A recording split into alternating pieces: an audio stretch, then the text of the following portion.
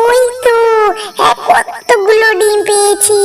যাই যাই যাই, আমি ডিমগুলোকে নিয়ে বাড়ি চলে যাই। তার আগে আশেপাশে দেখিনি। যাই যাই। সালু ডিমের কাছে যেই যাবে তখন পিছন থেকে কে একটা গোজা দেয়। এই এই, কে রে তুই? আমার পিছনে গোজা দিচ্ছিস? আমি এখন অনেক ডিম পেয়েছি, আমি ডিমগুলো নিয়ে যেতে চাই, ভাজি করে ভাত খাবো। আমার খুব ডিম ভাজি খেতে ভালো লাগে।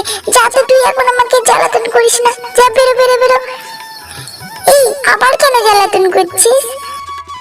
একবার পেছন ঘুরিয়ে দেখ, ডিম চুরি করতে এসেছিস। মাসি, আমাকে ক্ষমা করবেন, আমি ডিম খেতে ভালোবাসি তাই চুরি করতে এসেছিলাম। আমি আর কোনোদিন চুরি করবো না। এই নে। বলে হাসি লাঠি দিয়ে ওই সালুকে খুব পেটায় এবং সেখান থেকে কোনো রকমে ছুটে পালিয়ে আসে সালু। সামান্য কাজ করতেই পারি। তুই তো দেখছি খুব দয়ালু। এই নে, এই এই চারাটা তোকে দিলাম, এই চারাটা নিয়ে তোর বাড়ির কানাচে পুঁতে দিবি। তারপরের দিন সকালবেলা দেখবি। আচ্ছা বুড়িমা, তাই হবে।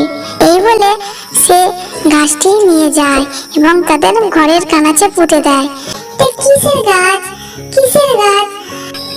জানি না মা, একজন বুড়িমা আমায় দিলেন, বললেন বাড়ির উঠোনে বসাবি। আমি বললাম ঠিক আছে, তাই বসিয়েছি।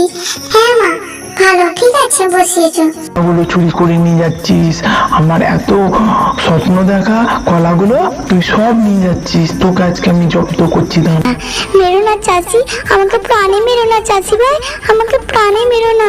আচ্ছা চাচি ভাই, তোমার যদি এতই মারার শখ, আমি এখানে শুয়ে আছি, আমার পিছনে যত বড় পানি ঢুকিয়ে দাও।